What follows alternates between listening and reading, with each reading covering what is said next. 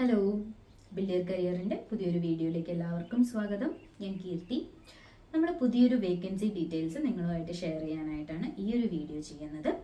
SBI special cadre officer vacancy notice പുറപ്പെടുവിച്ചിട്ടുണ്ട്. അപ്പോൾ അതിൻ്റെ ഡീറ്റെയിൽസ് കാര്യങ്ങൾ എന്തൊക്കെയാണെന്ന് നമുക്കൊന്ന് നോക്കാം.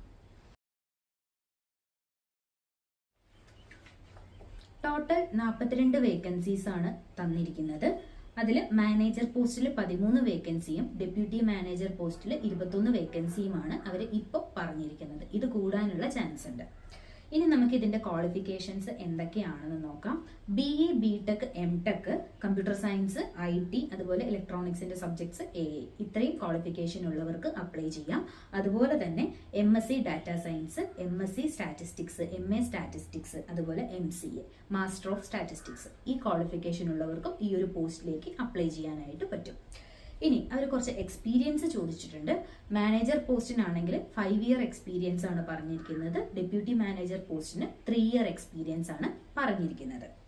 ഏജ് ആണെങ്കിൽ മാനേജർ പോസ്റ്റിന് 26 to 36 ഇയേഴ്സ് ആണ് പറഞ്ഞിരിക്കുന്നത്. ഡെപ്യൂട്ടി മാനേജർ പോസ്റ്റിന് 24 to 32 ആണ് ഏജ് പറഞ്ഞിരിക്കുന്നത്.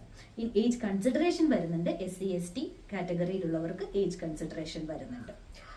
അപ്ലൈ ചെയ്യാനുള്ള ഫീസ് 750 റുപ്പീസ് ആണ്. SC ST PWD കാറ്റഗറിയിലുള്ളവർക്ക് ഫീസ് ഇല്ല. അപ്ലൈ ചെയ്യാനുള്ള ലാസ്റ്റ് ഡേറ്റ് ഫെബ്രുവരി 24 ആണ്.